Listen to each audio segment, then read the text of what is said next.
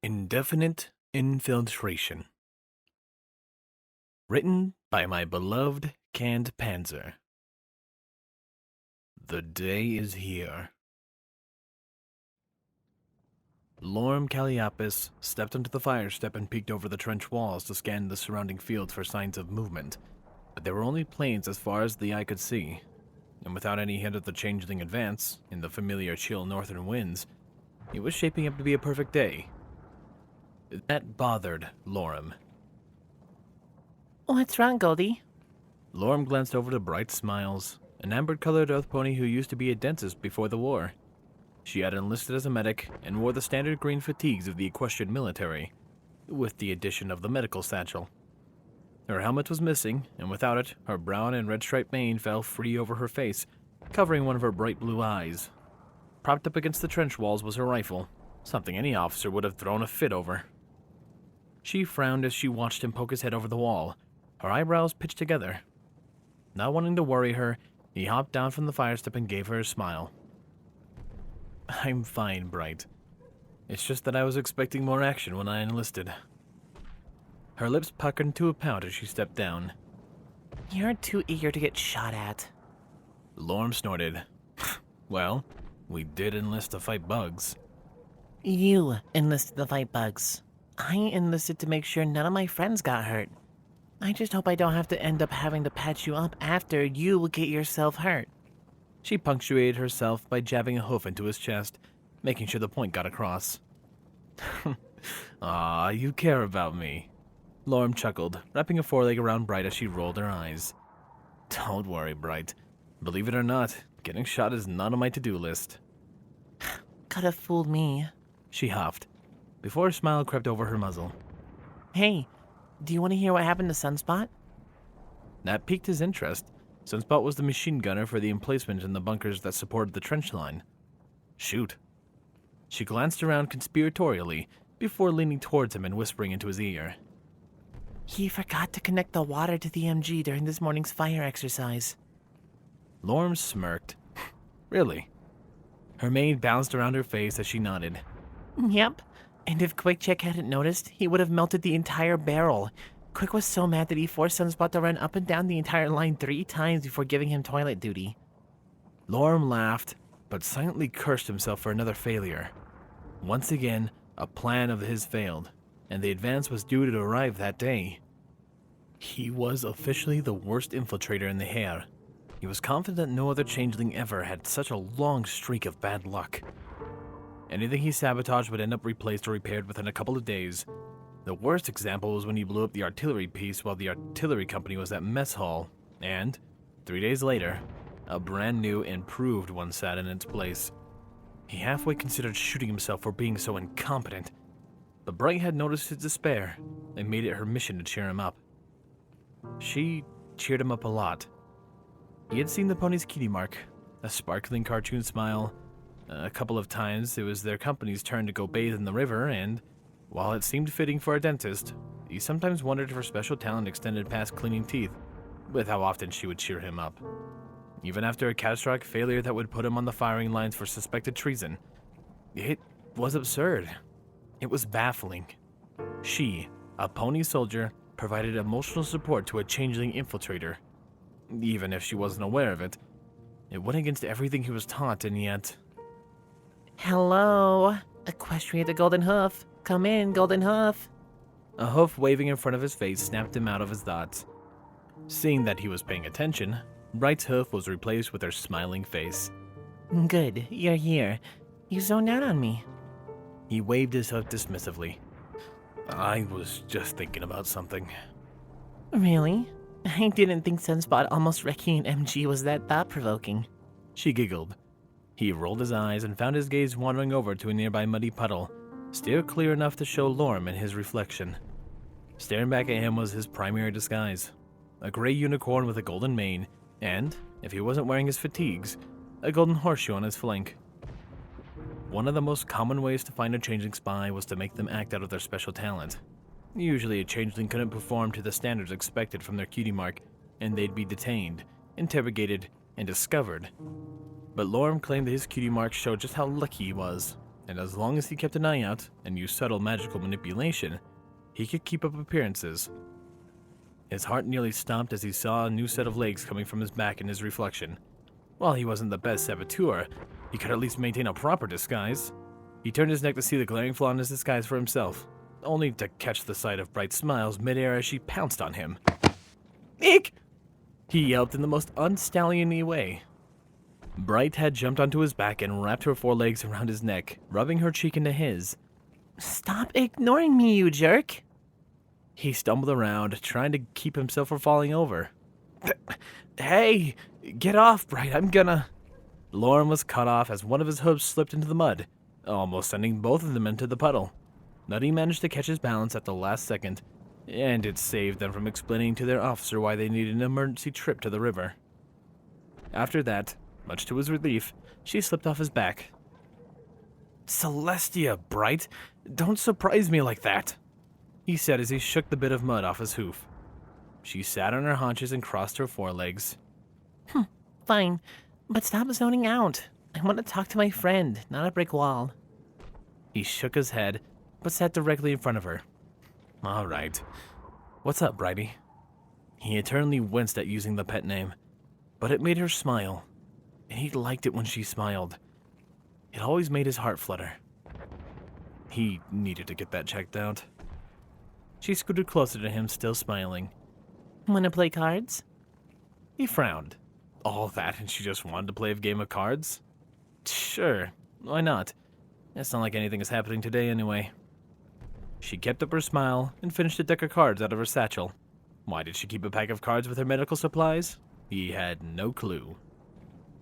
They played blackjack and a few other games until a shrill whistle interrupted them. "B Company, mess hall!" The sharp voice of Captain Whiteglaive rang out. I can't believe you beat me 23-7. Bright huffed as she stood up. Lauren chuckled and rose as well, using his magic to lift up her rifle and sling it over her barrel. Thanks, Goldie. They clambered out of the trench as Company C went in to replace them. Lauren glanced up towards the sky as they walked and frowned. It was already midday, and the attack hadn't come. He was beginning to worry that something had happened to them. How was he supposed to join up with the main force if they never came? He took one final look towards the horizon, hoping to see anything at all. Nothing. His ears fell flat against his head. They weren't coming. No Ling was. Did it even matter if they did? He hadn't done anything at all to help.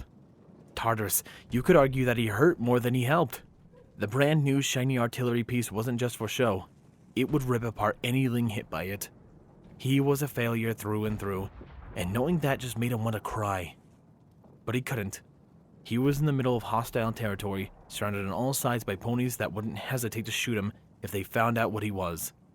He could run, but where would he go? Back home? He'd just be shot as a traitor. Sure, the equestrians probably wouldn't kill him, but he wasn't a fan of being locked up until the war ends. And if they lost, he'd just be back on the firing line. It was hopeless. He was hopeless. Something brushed against his side, bringing him back to reality. When he looked down, he saw the beautiful blue eyes of Bright smiles staring at him, anchoring him. He joined the hare out of pride for his hive. He had bought into the changing superiority crap that the propagandists put out, but looking into her hopeful, kind, caring eyes, he realized that she wasn't in any way inferior. She was beautiful. He couldn't help but to stare deeply into those perfect pools of liquid sapphire, her somehow silky mane that just barely reached below her eyes, perfectly framing them. Her unending kindness, her happy attitude, her willingness to help others, everything about her was perfect, except for one thing. The frown on her face. It was out of place on the peppy dentist's muzzle, and it was his fault. Golden Hoof? Her voice oozed concern, and with every syllable his heart ached a little more. I'm sorry. He choked out. He wasn't quite sure what he was apologizing for. Was it because he had made her worry? What about lying to her for as long as they had known each other? Maybe he was sorry for being hatched. She caressed his cheek with her hoof. What's wrong, Golden Hoof? He felt like throwing up. but he kept his insides down. I can't tell you, he pleaded. Her frown deepened and she scanned around the camp before pulling him towards the secluded area behind 2 portable restrooms. He tried to protest, but held his tongue when she gave him an uncharacteristic glare. When she released him, he fell flat against the ground and began to cry gently. She sat next to him and pulled him up to a hug, keeping him from sinking into the mud. She held him wrapped in her forelegs until he stopped crying. When he was only racked with the infrequent shudder, she leaned into his ear and whispered, What's wrong, Golden? You can tell me anything. We're friends. Lorm couldn't muster up the courage to answer, so he just let her continue to hold him. He had assisted subtly by consuming love of the ponies he was surrounded by for weeks, and yet at that moment, the smell and taste of love was so thick in the air that he couldn't even take a breath without drinking some in. All that love was for him. He couldn't keep lying to her. It wasn't right. Damn them all. Damn Chrysalis. Damn the High Command. Damn the entire herd. He pushed away from her, ignoring her protest. He stood up and turned to face her, trying to keep himself from shaking.